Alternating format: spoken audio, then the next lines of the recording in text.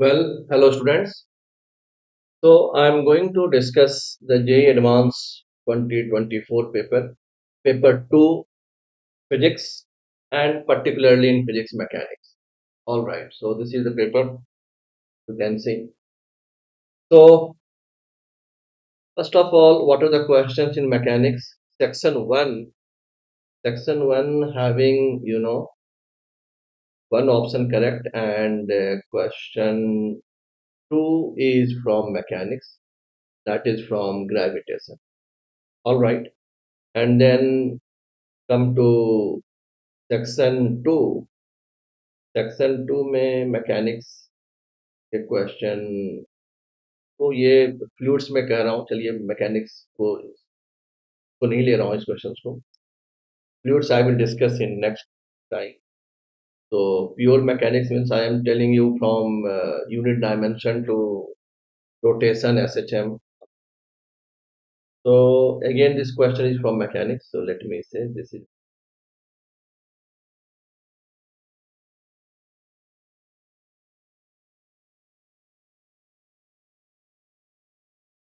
well.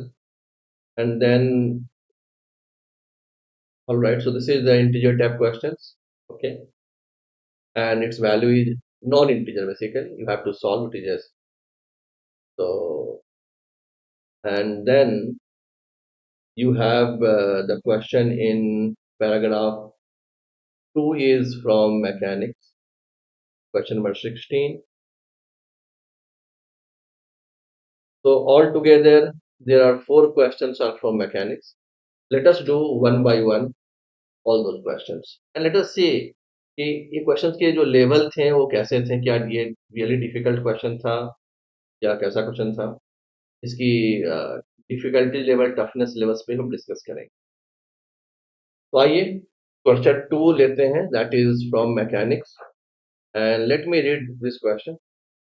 A particle of mass m is under the influence of gravitational field of a body of mass capital M, which is large, very large compared to small m.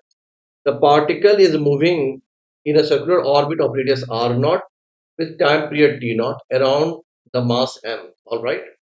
Then the particle is subjected to an additional central force.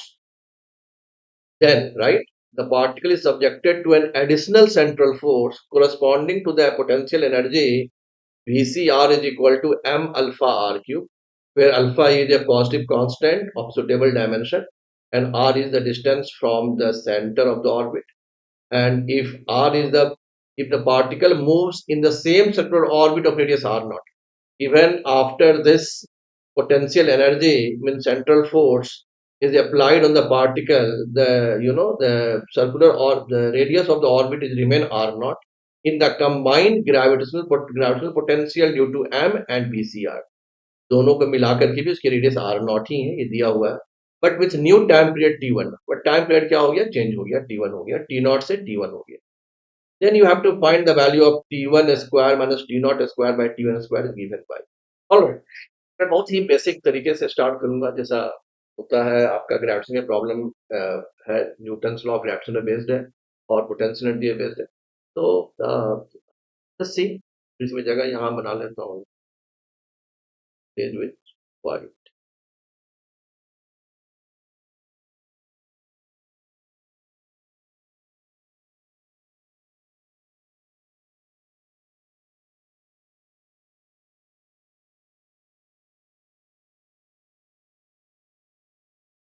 Alright, so I think this is sufficient place, so we can do here only. So, alright, आइए. So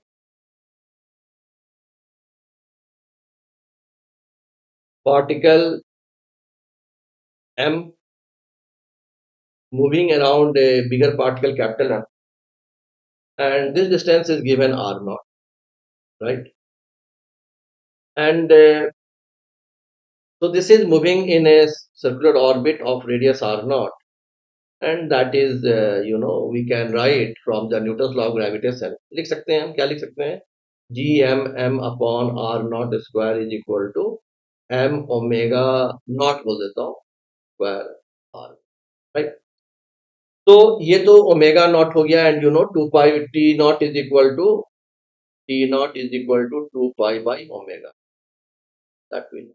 Anyway, so this m is out, and we will have omega naught square r naught is gm by r naught square. So this is what our equation number 1 we can say. ये तभी है जब कोई additional force नहीं लग रहा है apart from the gravitational force of capital M. इसके बाद क्या हुआ कि एक एडिशनल सेंट्रल फोर्स लगा जिसकी वैल्यू कितनी है, पोटेंशियल एनर्जी इसकी दी हुई है VCR is equal to m alpha upon r cube. जो हम बहुत ही कॉमन हम जानते हैं, ये कॉमन सी बात है कि जो सेंट्रल फोर्स होगा दैट इज उसकी रिलेशन पोटेंशियल एनर्जी के साथ क्या होगी। We know the central force और conservative force is what minus d U by d r, और यहाँ पे भी है तो मैं लिखूंगा माइनस डो भी बाई, इसको डिफ्रेंशिएट कर दीजिए आर के रेस्पेक्ट में, तो क्या हो जाएगा minus m alpha r cube की डिफ्रेंसिएशन -3 और आर का पावर -4, तो नीचे आके क्या हो जाएगा 4 हो जाएगा, और this will be what m alpha 3m alpha by r. तो ये आप देख रहे हैं कि ये फोर्स क्या आया, प्लस आया। प्लस का मतलब क्या है, ये सेंट्रल फोर्स तो है, but central force can be towards the center and away from the center। और जब फोर्स निगेटिव होता है, मीन्स निगेटिव का मतलब क्या है, आर के अपोजिट होना, ये सेंट्रल फोर्स क्या हो जाएगा in vector form, if I write 3m alpha r raise to 4 r cap. But gravitational force की मैं बात करूं, जो यहाँ पे जो फोर्स लग रहा था, this force gravitational force is what my GM by r square r। तो ये जो फोर्स है टुवर्ड सेंटर लगता है, I know you know very well it is attractive force, but यहाँ जो सेंट्रल फोर्स एडिशनल दिया हुआ है that is plus, means it is away from the centre. So now this particle experiences two forces. One is the gravitational force Fg and other is the central force Fc. So what would be the net force acting on the particle? The net force will be Fg minus Fc net. So F net is equal to Fg, that is what GMM by R square, minus Fc is what 3m alpha by r raise to 4। बाद में हम r की value r not put कर देते हैं। Now f net will be what ma, you know from Newton's second law, f is equal to ma, and you know a is what omega square r in case of circular motion। तो m new time period, let new time period की जो annual speed को मैं omega 1 बोल देता हूँ, ठीक है ना। अभी ये जो एनुअल स्पीड कितना ओमेगा 1 से रिवॉल्व कर रही है, और ओमेगा 1 इज इक्वल टू क्या हो जाएगा बच्चों 2 पाई बाई t1 जो दिया हुआ है कि t1 टाइम पीरियड। तो मैं लिख रहा हूँ F net will be what m omega 1 square r is equal to GMM by r square. GMM by r square को एक काम कीजिए, चलिए एक बार लिख देता हूँ, GMM by r square minus 3m alpha r। Alright, you drop m from here. तो एकदम मैं कॉमन वे से एकदम जो नॉर्मल तरीका है उससे मैं प्रॉब्लम सॉल्व कर रहा हूँ सिंपल वे में। तो ये क्या हो गया omega 1 square r, GM by r square को मैं क्या लिख सकता हूँ, यहाँ पे हमने क्वेश्चन 1 में बोला आपको GM by r not square, में आर को आर नॉट बोल सकता हूँ, आर नॉट जो कि रेडियस सेम है आफ्टर दिस, सिर्फ मैंने डिफ्रेंसिएशन के लिए वेरिएबल लिया था। Now GM by r not square is omega not square r naught, इसकी वैल्यू पुट करते हैं यहाँ पे इसी क्वेश्चन में, ये क्वेश्चन नंबर 2 में बोल दो, इसमें पुट करते हैं तो क्या हो जाएगा GM by r not is omega not square r naught and minus 3 alpha r naught raise to 4। अच्छा यहाँ पे देखिए मैंने ये भी लिख रहा हूँ, फिर से लिख रहा हूँ omega not square r not is equal to GM by r not square. Alright, so we can, यहाँ से हमको आर नॉट को रिप्लेस कीजिए क्योंकि आंसर जो है वो आर नॉट और जीएम के टर्म में दिया है। देखिए चारों ऑप्शन जो है आप केयरफुली देखिए, जीएम और आर नॉट के टर्म में दिया हुआ, अल्फा के टर्म में दिया हुआ, तो हम यहाँ से क्या करते हैं कि आर नॉट पावर 4 है और सभी में आर नॉट स्क्वायर दिया है, राइट। तो हम आर नॉट की पावर आर नॉट स्क्वायर को हम GM by r not square means में आर नॉट स्क्वायर को चेंज करता हूँ, आर नॉट स्क्वायर को लिखता हूँ GM by omega not square r. ये थोड़ा सा मैनिपुलेशन करना ही होगा आपको, सो इसे कीजिए आप, तो क्या हो जाएगा आपका omega one square r omega not square r not minus 3 alpha r not square रहने दीजिए, और एक आर नॉट स्क्वायर को आप GM upon omega not square r not लीजिए। देखिए ये भी आर नॉट है because r is equal to r not, तो this r not this r not this r not is out. और आप क्या लिख सकते हैं इसको, ओमेगा नॉट स्क्वायर से डिवाइड कर दीजिए, तो क्या हो जाएगा omega one square upon omega not square is equal to 1 - 3 alpha upon r not square GM. और omega one is equal to what 2 पाई/T1 and omega not is what 2 पाई/T, 2 पाई/T1 एंड दिस इज 2 पाई/T नॉट।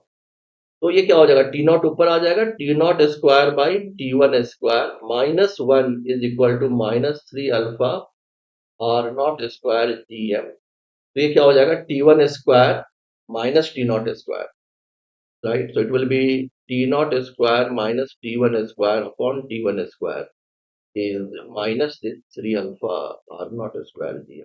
आपको निकालना T1 square by T not square, right. You have to find this. तो इसकी value क्या हो जाएगी T1 square minus T not square upon T1 square is what 3 alpha upon r not square g. कौन सा option है check कर लीजिए, ऑप्शन है। तो राइट दिस इज नॉट, मैं तो नहीं कहूंगा डिफिकल्ट क्वेश्चन, सिंपल। हमने दो कंडीशन यूज कर लिया, एक जब ग्रेविटेशनल फोर्स लग रहा था तभी हमने लिया, और जब एक सेंट्रल फोर्स लगने लगा नया फोर्स तब का हमने कंडीशन लिया, net force is equal to mass into acceleration, और एक्सेलरेशन की वैल्यू मैंने ओमेगा स्क्वायर आ रखा। So this is a very you know normal questions we can say, and you got it. So this is one option correct. चलिए अगले सवाल पे आते हैं बच्चों, मैकेनिक्स का।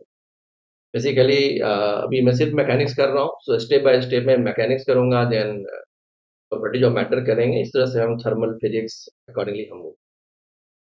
ऑल राइट, चलिए नेक्स्ट क्वेश्चन देखते हैं, क्वेश्चन नंबर 9। ये क्वेश्चन पढ़ते हैं पहले, what is this question, let us read. A ball is thrown from the location x0 y0 0,0 origin से थ्रो किया गया of a horizontal playground with an initial speed v0 at an angle theta naught from the x direction. The ball is to be hit by a stone which is thrown at the same time from the location x1 y1, that is L, 0. The stone is thrown at an angle 180 minus theta 1 from the positive x direction with a suitable initial speed.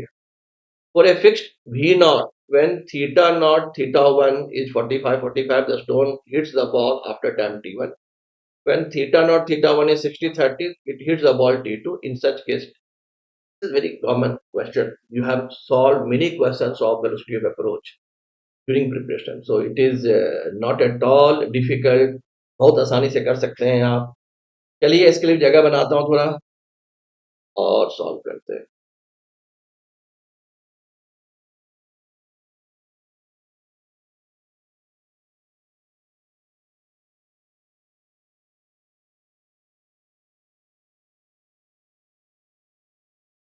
All right, students.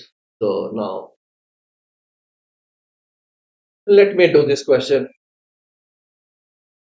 चलिए देखिए बच्चों, questions को बहुत अच्छे से पढ़ने की जरूरत होती है, क्वेश्चन को समझने की जरूरत होती है, और जब आप प्रैक्टिस कर रहे होते हैं उस समय बहुत जरूरी है कि आप क्वेश्चंस को पढ़ें, समझें। और जब कुछ क्वेश्चंस आपको नहीं सॉल्व हो, आप डाउट पूछें अपने फैकल्टी टीचर से, तो ऐसा नहीं कहें क्वेश्चन नंबर 13 बता दो सर, क्वेश्चन नंबर 15 बता दीजिए। यू हैव टू से कि what is your doubt exactly, where is your doubt, ठीक है। जब आपकी आप प्रॉपर क्वेश्चंस को पढ़ने अटेम्प्ट करेंगे तो आप बता पाएंगे अपने टीचर को कि where is your doubt, what is your doubt, and then you know even when your teacher solve the questions you will get with more clarity. Alright, तो हमने क्वेश्चंस को पढ़ा, let us see, this is x y plane,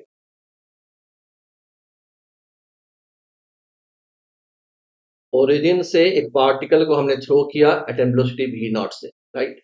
तो v naught से throw किया at an angle theta naught from x direction. चलिए इसको v naught से थ्रो कर देते हैं,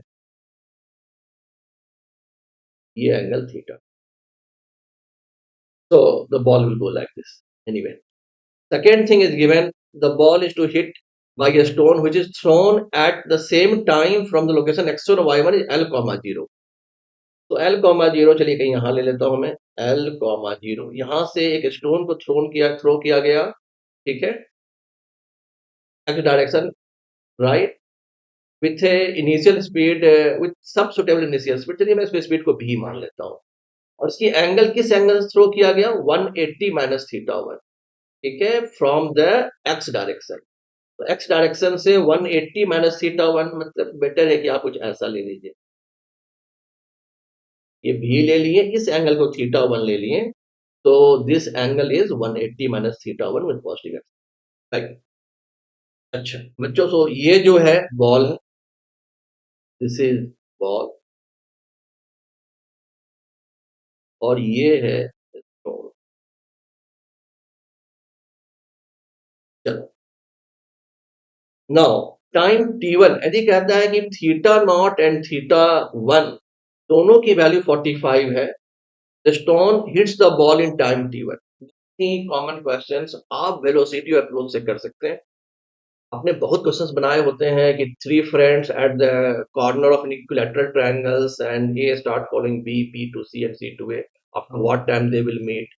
even you have tried the question of Tom and Jerry की, लाइक दैट, आपने किया होगा कि Tom is at the one edge and the Jerry is along the fence.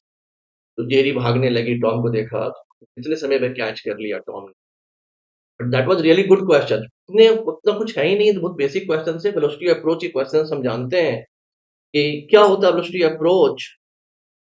हम जो बेसिक क्वेश्चन जानते हैं, velocity of approach into time t is equal to distance of approach, right.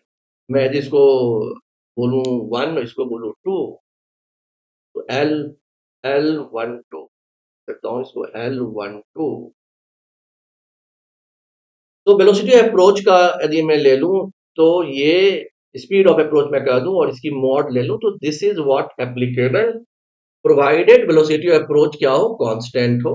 और इस सवाल में जहां भी टक्कर हो रही है और एक्सेलरेशन नहीं है, उसकी बातें नहीं है, ये तो हॉरिजॉन्टल सरफेस पे हो रहा है, तो वेलोसिटी अप्रोच कांस्टेंट है, and then v approach into t is equal to l1, that you know very well. और आप ये भी जानते हैं कि ये this is called L12 is what, this is called line of approach. तो क्या बोलते हैं, लाइन ऑफ। तो आप ये समझ लीजिए कि स्टोन रुका है और बॉल डायरेक्ट इसको जाके हिट करी है, राइट।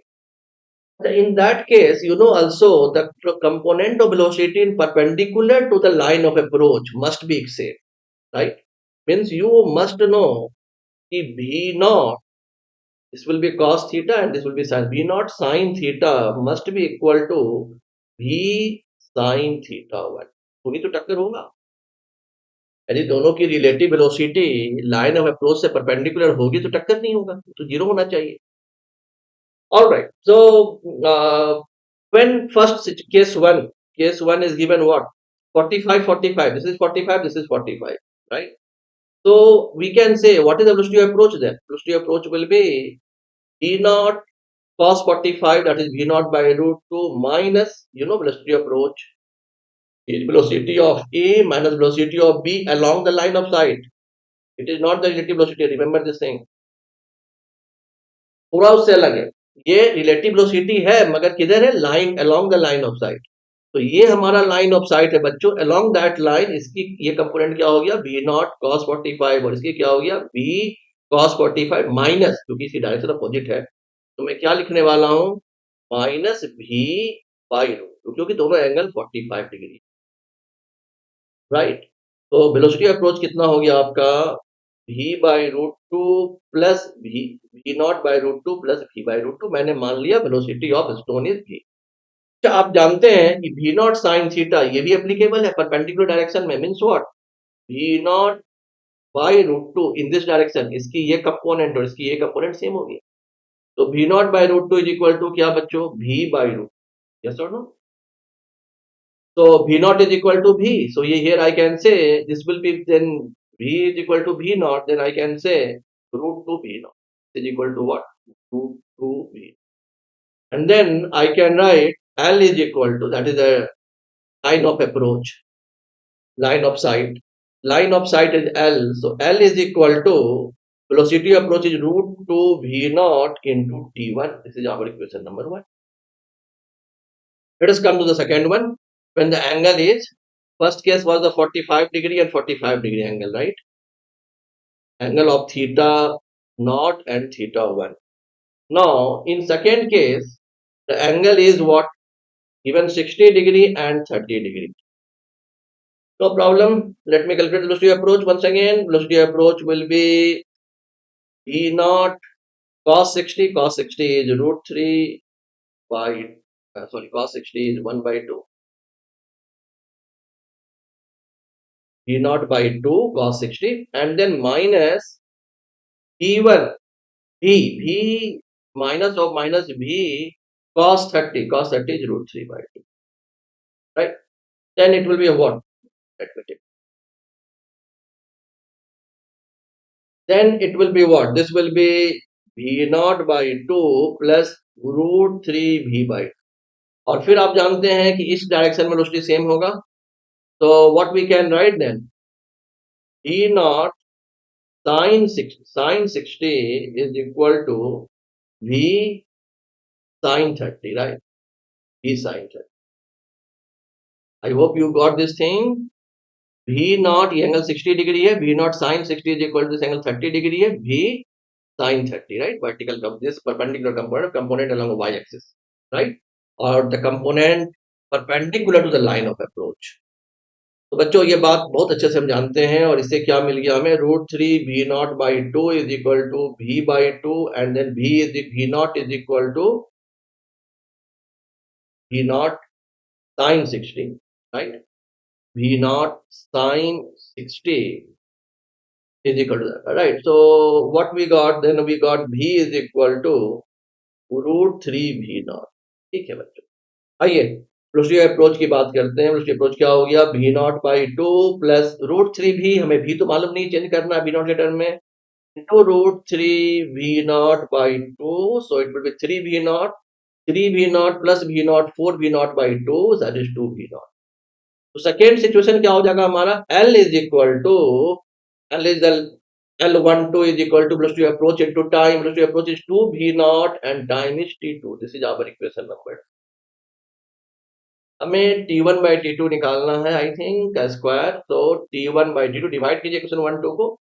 तो 1 इक्वेशन 1 डिवाइडेड बाय इक्वेशन 2 आपका क्या हो जाएगा? Root 2 V naught is out, root 2 by 2 T1 by T2. Therefore T1 by T2 is, ये रूट 2 से क्या हो जाएगा? इधर आ जाएगा तो रूट 2 हो जाएगा, राइट? इसका स्क्वायर कर देंगे तो क्या हो जाएगा बच्चों? 2 हो जाएगा. So I think you got this one also. Question number 9, you got it. आइए, let me do the next question. I think it is simple, it is not at all difficult. आसान सा सवाल. आइए.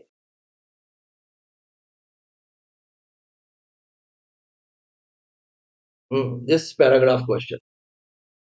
ये questions करता हूँ, right? All right. So paragraph 2. Let me read this question carefully. अच्छे से पढ़ने की जरूरत है. आप क्वेश्चन अच्छे से पढ़ लिए, समझ गए तो आप कर लेंगे. काफी चांस है कि आप कर लेंगे. आइए. Two particles 1 and 2 each of mass m, okay, are connected by a massless spring, all right, and are on a horizontal frictionless plane, okay, as shown in figure. Initially, the two particles with their center of mass at x naught, all right, are oscillating with amplitude a. So it is oscillating with amplitude, with angular frequency omega, all right. Thus, their positions at time t are given by x1 t. X1 की position is a function of time. X naught plus D, x not तो यही हो गया, D मान लीजिए ये length है, right, then a sine omega t, and x2 will be x naught minus d and then minus a sin omega, given like this respectively, where d greater than 2a, all right, so greater than their amplitude, क्योंकि double से ज्यादा दिया है, double of their amplitude से ज्यादा है D की value, ठीक है। Particle 3 of mass m moves towards this system with speed u not is a omega by 2, ठीक है भाई, इसकी स्पीड दी हुई है omega by 2, and undergoes instantaneous elastic collision with particle 2, ठीक है, इसके साथ elastic collision हो गया at time t naught पे। Finally, the particles 1 and 2 acquire a center of mass speed vcm। अच्छा, टक्कर के बाद फाइनली 1 और 2 की स्पीड क्या हो गई, उसकी स्पीड सेंटर ऑफ मास की स्पीड के बराबर हो गई, ठीक है ना, and oscillate with amplitude b and the same angular frequency omega, तो एम्पलीट्यूड चेंज कर गया और एंगुलर फ्रीक्वेंसी ओमेगा ही है, ऑल राइट। तो if the collision occurs at time t not equal to 0, यदि वो टाइम t not जिसमें collision हुआ था उसकी वैल्यू 0 दी हुई है, then the value of vcm by a होगी। फर्स्ट क्वेश्चन, बच्चों क्वेश्चन बड़ा सा दिख रहा है, मगर क्या ये रियली कुछ, आराम से आपने क्वेश्चन पढ़ लिए, समझ गए क्वेश्चंस को, आइए हम इस क्वेश्चन को देखते हैं कि क्या इसमें कुछ ट्विस्ट है। देखिए पहली बात तो टक्कर हुआ और आपको निकालना है vcm by a omega, right. टक्कर किस स्पीड से हुआ, कोलिजन किस स्पीड से हुआ, that is given a omega by 2 से ये कोलाइड किया। जिस समय कोलिजन हुआ वो टाइम क्या था, t naught is equal to 0 था। चलिए t नॉट इक्वल टू 0 की सिचुएशन को देखते हैं। t naught is equal to 0, ये एक पार्ट बॉल है और इधर एक, हाँ एक बॉल है, और ये x नॉट है, ये 1 है, ये 2 है, और 1 की पोजीशन दी हुई है x1 is equal to x naught plus d, constant part, plus a sine omega. अच्छा, x2 की पोजीशन दी हुई है x naught minus d plus minus a sine omega. तो एट t विल बी 0 पे क्या होगा, x1 इज इक्वल टू, ये भी 0 और ये भी 0, x naught plus D and x2 will be is equal to x naught minus d, right. तो मतलब दोनों जो है अपने इनिशियल पोजीशन पे है, राइट। तो दोनों जो है अपना इनिशियल पोजीशन पे यहाँ पे है, एंड इसकी वेलोसिटी की बात करते हैं। वेलोसिटी क्या होगा उस समय, v1 विल बी डिफरेंशिएट कर देंगे, ये पार्ट 0 हो जाएगा, ये a omega cos omega t and v2 is minus a omega cos omega. तो v1 की वैल्यू कितनी हो जाएगी, a ओमेगा हो जाएगा, और v2 की वैल्यू क्या हो जाएगी, माइनस a ओमेगा। ये बहुत ही यूजफुल इंफॉर्मेशन आपको मिल गया। आप किसकी बात कर रहे हैं, t naught is equal to 0 की बात कर रहे हैं। तो मतलब आपको क्या क्या समझ में आ गया यहाँ से बच्चों, यहीं से आपको बहुत सारी इंफॉर्मेशन क्लियर हो गई। और वो इंफॉर्मेशन क्या है कि जब पार्टिकल इनिशियल मोमेंट में था, राइट, एट टी 0 जब टक्कर हुआ, उस समय 1 की स्पीड मैक्सिमम है, a omega is the maximum speed we know, और इसकी भी स्पीड मैक्सिमम है माइनस ए ओमेगा, मतलब दोनों की स्पीड v1 और v2 की स्पीड मैक्सिमम है, राइट। तो means what, means it means at if the collision occurred at t this time, right, so उस समय दोनों की स्पीड मैक्सिमम है, 1 राइट साइड जा रही थी और 2 लेफ्ट साइड, और ये स्पीड मैक्सिमम होता कहां पे, nothing but mean position, that we know. तो जो दोनों ऑब्जेक्ट 1 और 2 है अपने मीन पोजीशन पे है, इक्विलिब्रियम पोजीशन पे, और हम जानते हैं इक्विलिब्रियम पोजीशन का मतलब ये है कि इस पे नेट फोर्स नहीं लग रहा होगा, और फोर्स लगने वाला तो बस एक स्प्रिंग ही है, मतलब स्प्रिंग की इलोंगेशन क्या होगी, 0। मीन पोजीशन है, एक ही फोर्स लग सकता है वो स्प्रिंग फोर्स, और हम जानते हैं इक्विलिब्रियम पोजीशन और मीन पोजीशन पे फोर्स नहीं लगता है, इसका मतलब कि इलोंगेशन नहीं होगा। ये सारी इंफॉर्मेशन हमें एसएचएम कितने हम क्वेश्चंस किए होंगे तो हमें बहुत ही आसानी से क्लियर हो जाएगी ये बात, राइट। जब ये बातें हमें क्लियर है तो हम ये समझ लें कि टक्कर होने से, अब देखो ये बातें भी हम कोलिजन में पढ़े होते हैं बहुत अच्छे से, कि सेम मास है और कोलिजन जो है वो इलास्टिक, परफेक्टली इलास्टिक है, तो बिल्कुल इसमें कोई मतलब हमें रेडीमेड आंसर याद होता है कि वेलोसिटी एक्सचेंज हो जाती है, मतलब इसकी वेलोसिटी इसको चली गई, इसकी वेलोसिटी इसको चली गई। बच्चों नया पोजीशन जो बना उसको मैं ड्रॉ कर लेता हूं, ये टू बॉल और ये बॉल वन, ये बॉल वन, ये बॉल टू। टक्कर के बाद इसकी स्पीड, पहले इसकी स्पीड माइनस ए ओमेगा थी, टक्कर के बाद क्या हो गई, जो बॉल थ्री की स्पीड है वो आ गई, और या वेलोसिटी आ गई, उसकी वेलोसिटी आ गई, उसकी वेलोसिटी क्या है, ए ओमेगा बाई टू है। राइट साइड में इसको ए ओमेगा बाई टू, और इसकी स्पीड कितनी है, इसकी स्पीड तो है ही ए ओमेगा, टक्कर के पहले भी और टक्कर के बाद भी होगी। टक्कर के समय स्प्रिंग में कुछ नहीं होगा इमीडिएट, बाद में इलोंगेट होगा, कंप्रेस होगा बाद में, लेकिन इमीडिएटली तो कुछ नहीं होना है। तो बच्चों ये दो बात समझ में आ गया हमें, इसकी भी मास m, इसकी भी मास m, और ये सवाल बहुत ही आसान, यहां से V C M by A omega निकालना है, इतना आपने फॉर्मुलेट कर दिया तो बहुत ही आसान, ऐसे तो नहीं। तो भी सी एम निकाल लीजिए, भी सी एम में तो कुछ भी नहीं है, V C M is equal to what, VCM is equal to m a omega by 2 plus m a omega, m1 v1 plus m2 v2 by m1 plus m2 m plus m, और इसकी value हो गई m, एक cut हो गया, a omega by two plus a omega, that is 3 by 2 a omega, और नीचे में 2m, तो 3 by 4 a omega. Then VCM by A omega की वैल्यू हो गई 0.75। I I hope you got this question, बहुत ही आसानी से आपने इसको बना लिया फर्स्ट पार्ट, यदि आपने फॉर्मुलेट कर लिया और आपकी ये आपको क्लैरिटी आ गई भाई वेलोसिटी मैक्सिमम है तो ऑब्जेक्ट्स कहां पे होंगे स्प्रिंग मास। ऑल राइट, उसकी पोजीशन क्या होगी, मतलब उसकी वो पोजीशन जो होगी at t equal to zero पे, वो क्या होगा, दोनों ऑब्जेक्ट्स अपने मीन पोजीशन पे होगा क्योंकि उस समय वेलोसिटी मैक्सिमम होगी। आइए इसका नेक्स्ट पार्ट करते हैं। इसका नेक्स्ट पार्ट क्या है,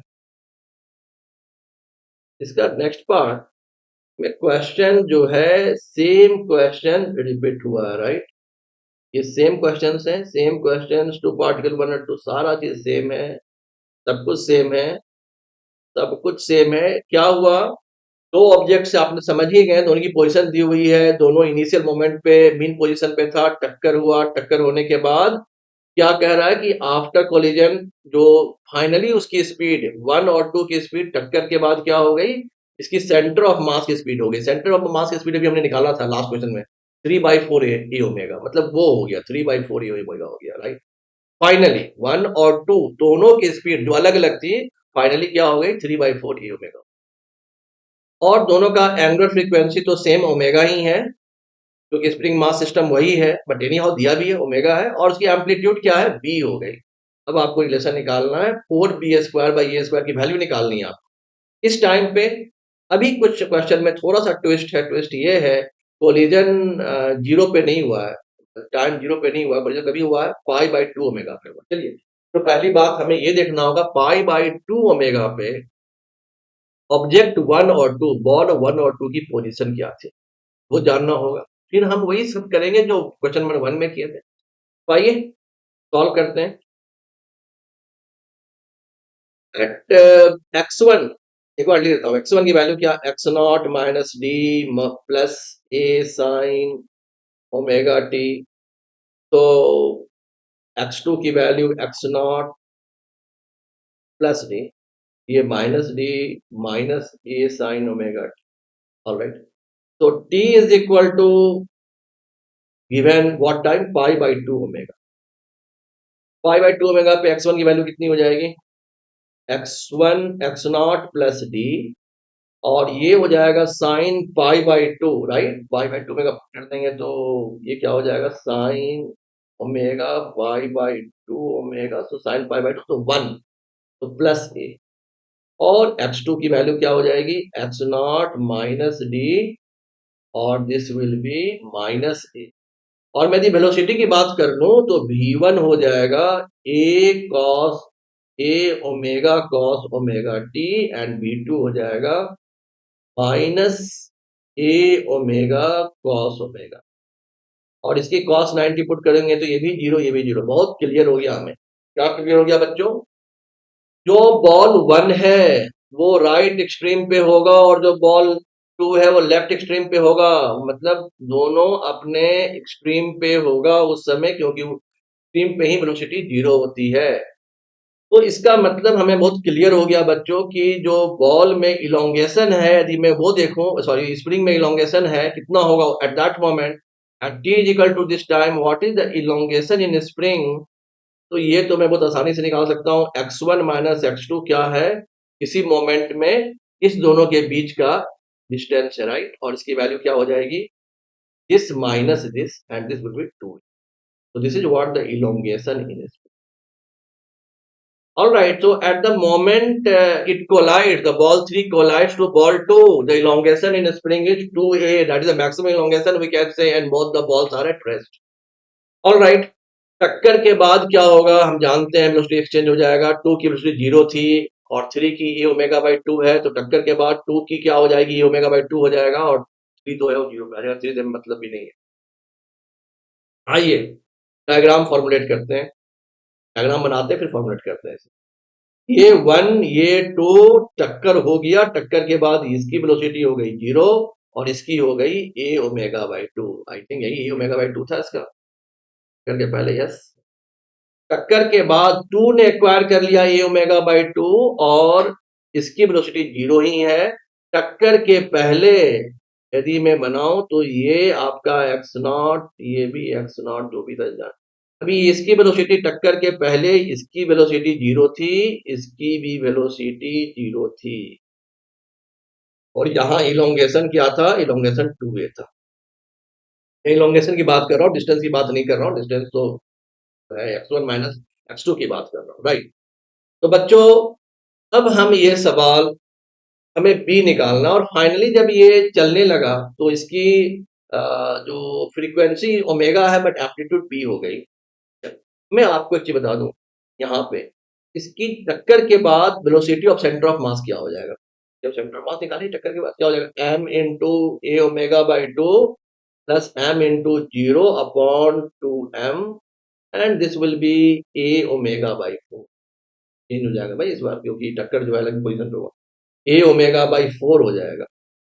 मैंने कहा कि 3 ओमेगा बाई 4, मैंने तो एक टक्कर जो है आपका डिफरेंट पोजिशन पे हुआ है, 0 पे नहीं हुआ, डिफरेंट टाइम पे, पोजीशन भी डिफरेंट हो गया, टाइम भी डिफरेंट हो गया। अभी velocity of centre of mass after collision क्या हो गया, ए ओमेगा बाई 4 हो गया।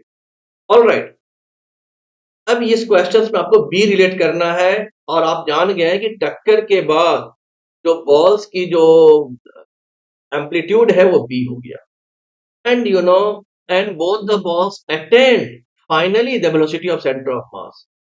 I think the best way to do this question now is center of mass frame. It is easy, you know. Let me do this problem in center of mass frame.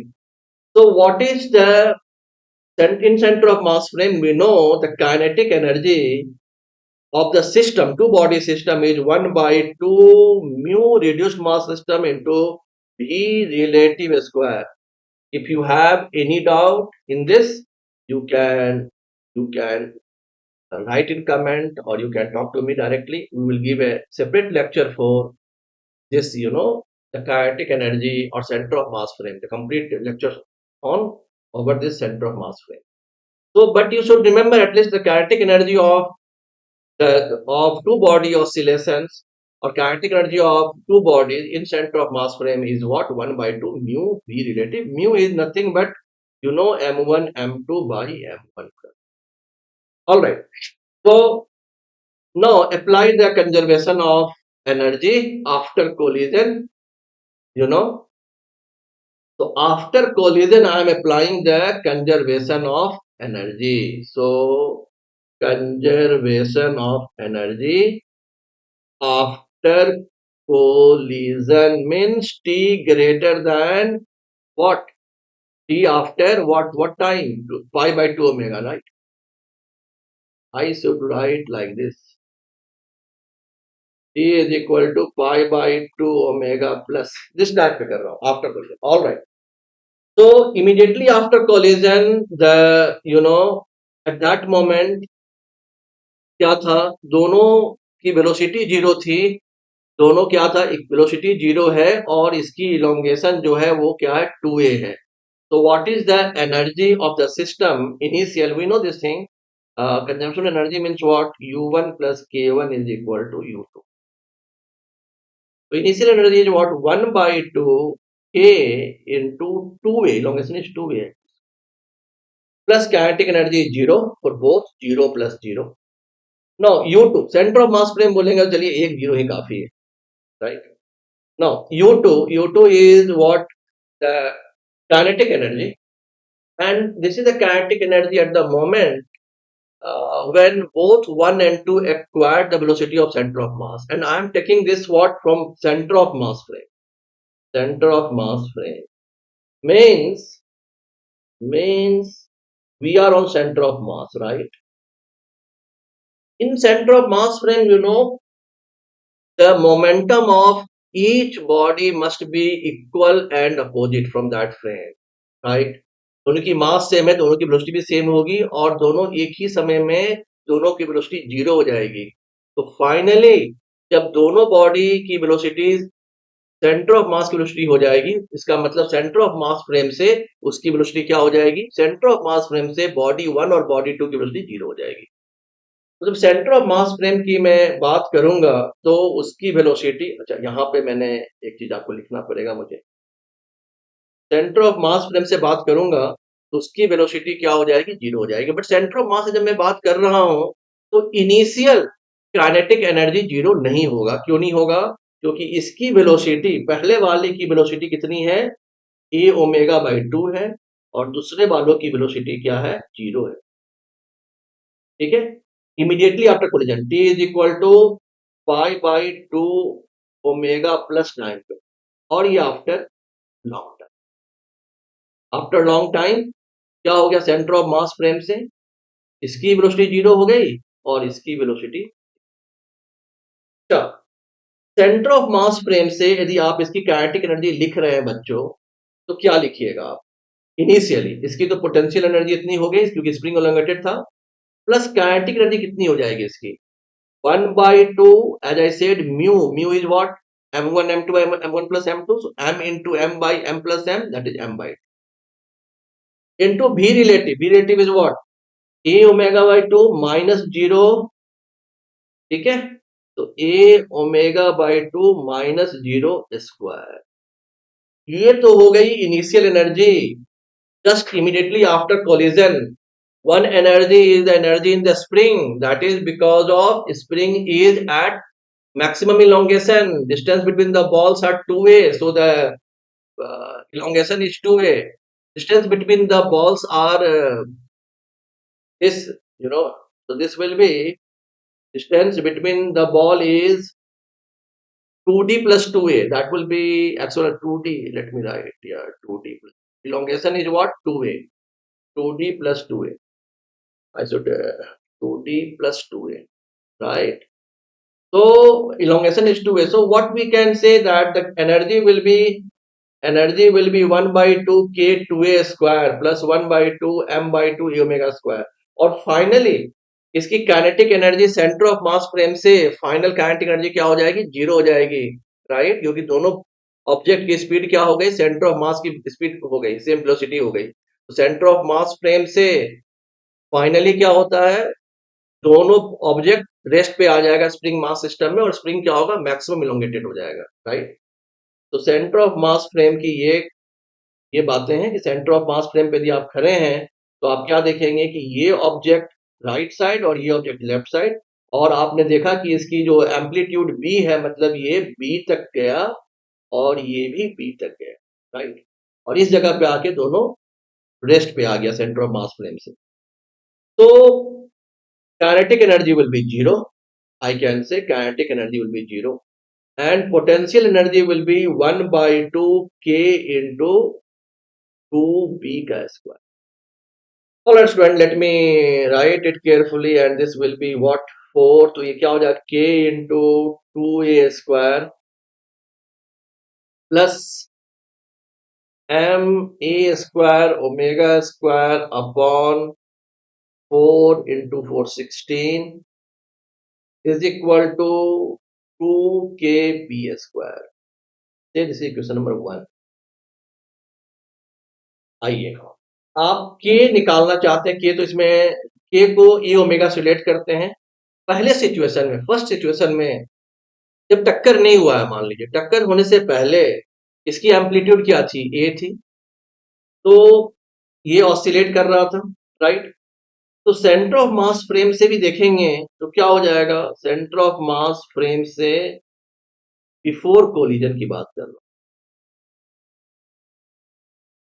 तो क्या हो जाएगा बच्चों, इसकी जो kinetic energy थी initially, right, जो kinetic energy होगी, इनिशियल काइनेटिक एनर्जी, वो क्या रहेगा. आपने देखा कि इनिशियली क्या था, दोनों दोनों पार्टिकल, आपने इस प्रॉब्लम में देखा है t इक्वल टू 0 पे दोनों की वेलोसिटी क्या थी, ए ओमेगा थी, राइट, ए ओमेगा और माइनस ए ओमेगा थी, राइट. तो और वो उसकी पोजीशन कहाँ पे था, वो नेचुरल लेंथ पे ही था स्प्रिंग, राइट ना, ये आप देख रहे हैं, बहुत अच्छे से आपको ये बात क्लियर है. तो और उसकी वेलोसिटी क्या थी, ए ओमेगा और माइनस ए ओमेगा था. मतलब टक्कर से पहले यदि आप देखें तो इसकी वेलोसिटी ए ओमेगा और इसकी भी, इसकी माइनस ए ओमेगा, राइट. और बच्चों इसमें कुछ ये एक्स नॉट प्लस डी था, ये एक्स नॉट है, ये एक्स नॉट प्लस डी पे था और ये एक्स नॉट माइनस डी पे था, मतलब कोई इलोंगेशन नहीं है. तो सेंटर ऑफ मास फ्रेम से जो इसकी एनर्जी है, यदि हम कंजर्व कर रहे हैं बिफोर कोलिजन, तो हम लिखते हैं U2 प्लस K2.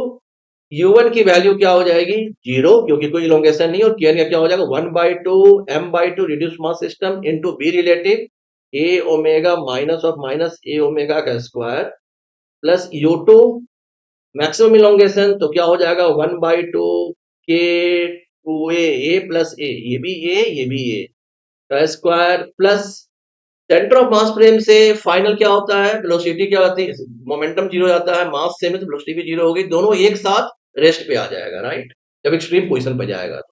तो सेंटर ऑफ मास फ्रेम से दोनों की वेलोसिटी 0 हो जाएगी फाइनली, तो this will be 0 and then we can write this will be m/4 2a omega, that is 2a omega का square is equal to 2k square. So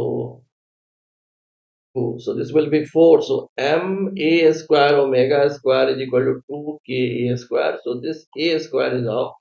So I got m omega square is equal to 2k. So I got this relation. Basically मुझे k निकालना था. आइए equation 1 में 2k यहाँ भी है, 2k यहाँ भी है, वैल्यू पुट कर दे. 2k is equal to what, m omega square. So let me put this value, m omega square a square, ठीक है, from equation 1, right student, plus what, m a square omega square by 16 is equal to 2k, that is m omega square, and this one. तो m omega square को drop कर दीजिए, यहां से क्या हो गया, a square plus a square by 16 is equal to, तो 16 17 a square by 16 is equal to b square. निकालना क्या आपको निकालना 4b square by a square. तो यहां से आप 4b square by a square कीजिएगा तो क्या हो जाएगा 17/4, 4 से 4 से 4 1.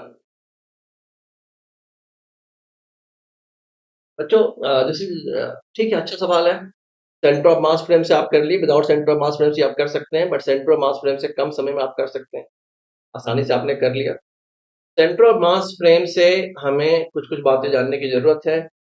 यदि चाहते हैं separate lecture, so I will provide you separate lecture for on centre of mass frame. But this is how you know in center of mass frame the kinetic energy is of the system is 1/2 mu b relative square, b relative mod means square. And second thing is in center of mass frame the momentum of each object from the center of mass frame क्या होगा, equal और opposite होगा, क्योंकि हम जब centre of mass पे ही खड़े हो गए बच्चों, तो हमें observer always think he is at rest, right. उसे रेस्ट पे कब दिखेगा, जब दोनों की मोमेंटम इक्वल और अपोजिट हो, राइट. तो सेंटर ऑफ मास फ्रेम की ये बातें हैं और इससे आप क्वेश्चंस कर सकते हैं। तो I hope this is what the questions of JEE 24 mechanics. हमने पेपर 1 भी सॉल्व किया है इससे पहले, पेपर 2 किया अभी आपको आपको समझ में आया होगा कि क्या लेवल क्या है। और जैसे ये क्वेश्चन भी मैं बताऊं, ये क्वेश्चन भी बिल्कुल वन सिंपल है, आसान है काफी। वन तो सेंटर ऑफ मास पे ही बेस्ड है। यदि आप इसको क्वेश्चन को अच्छे से पढ़ लेते हैं, टी इक्वल टू 0 पे वैल्यू पुट कर लेते हैं, पोजीशन देख लेते हैं दोनों बॉल्स का, दोनों बॉल्स की वेलोसिटी देख लेते हैं, और आप एसएचएम लगा के ये समझ लेते हैं। और मैंने देखा एसएचएम की बात आई तो एसएचएम लगा के आप देख लेते हैं कि दोनों की पोजीशन क्या है, बॉल्स की वो क्या मीन पोजीशन है या एक्सट्रीम पोजीशन है, और उसके बाद आप आसानी से कर सकते हैं। और मैं ये मैकेनिक्स जब सॉल्व कर रहा हूँ तो हमने क्या पाया कि ऑलमोस्ट 3 4 क्वेश्चंस एसएचएम पे बेस्ड है। तो we have to be careful about synchronic motion, right. तो 1+2 पेपर 1 प्लस पेपर 2 मिला के मैं कह रहा हूँ। तो ये तो क्वेश्चन 1 हो गया पैराग्राफ का, मतलब फर्स्ट पार्ट। सेकेंड पार्ट में सिर्फ क्या है कि टाइम डिफरेंट बताया है, और उस टाइम डिफरेंट होने से जो पोजीशन आ गया वो एक्सट्रीम पोजीशन आ गया, और फिर सेंटर ऑफ मास फ्रेम से काफी आसानी से आप कर सकते हैं, और अदरवाइज भी कर सकते हैं। अदरवाइज भी दोनों की काइनेटिक एनर्जी आप लिख लीजिए initial, right. 1/2 m1 v1 square plus 1/2 m2 v2 square plus 1/2 k into 2a का होल स्क्वायर इनिशियली, जब टक्कर के इमीडिएट बाद। और फाइनली टक्कर का क्या होगा, 1/2 m plus m into velocity of centre of mass का स्क्वायर, कि दोनों मास की वेलोसिटी सेम हो गई, सेंटर ऑफ मास हो गया, प्लस क्या, उसकी potential energy of the spring is 1/2 k। उस समय कितना हो जाएगा, दैट विल बी आपका जो इलोंगेशन है b+b। तो आप दोनों फ्रेम से सवाल बना सकते हैं। कुछ भी इसमें डिफरेंट नहीं है, बट हाँ सेंटर ऑफ मास फ्रेम से आप थोड़ी जल्दी में कुछ कैलकुलेशन सेव हो जाती है। तो ये क्वेश्चन हो गया बच्चों, जो कि centre of mass frame plus SHM plus system of particles इस पे बेस्ड था। और एक क्वेश्चन तो आपने देख लिया ग्रेविटेशन पे था, जो कि बिल्कुल ही बेसिक क्वेश्चन था। और ये क्वेश्चंस जो है ये आपका रिलेटिव मोशन और वेलोसिटी अप्रोच, ये जेई एडवांस में क्वाइट ऑफन इस तरह क्वेश्चन आते हैं, मगर ये काफी आसान है कंपेयर टू वो सारे क्वेश्चन जो आप किए होते हैं पहले रिलेटिव मोशन का, ठीक है ना। तो इसमें कोई एक्सेलरेशन भी नहीं है, इसमें कैलकुलेशन भी मिनिमम है। और आप यदि ये कॉन्सेप्ट आपको पता है कि यदि कोलिजन हो रही है तो velocity of approach into time is equal to line of sight होता है, हम ये जानते हैं। और हम ये भी जानते हैं कि velocity of each object perpendicular to the line of sight must be same यदि कोलिजन हुआ।